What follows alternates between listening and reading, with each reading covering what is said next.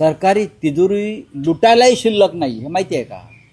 कर्ज काढलं जातं ते लुटलं जात आहे.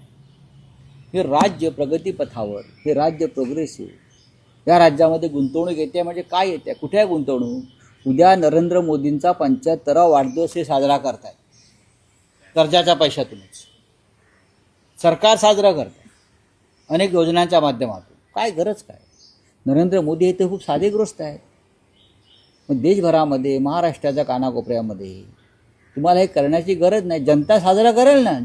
जनतेला हवा असेल तर पंडित नेहरूंचा वाढदिवस जनता साजरी करायची, अजूनही करते. महात्मा गांधींचा वाढदिवस जनता साजरी करते. बाळासाहेब ठाकरेंचा वाढदिवस जनता साजरी करते. अटल बिहारी वाजपेयींचा वाढदिवस जनता साजरी करते आणि करत होतं. मग नरेंद्र मोदींचा हा वाढदिवस सरकारने का साजरा करावा? सरकारी पैशानं मोदींनी थांबवलं पाहिजे ही जनतेचा. महाराष्ट्र कर्जबाजारी असताना हे करू नये. कर्जबाजारी असताना मोदींच्या वाढदिवसाचा केक कापणं हा आर्थिक अपराध आहे, आर्थिक गुन्हा आहे.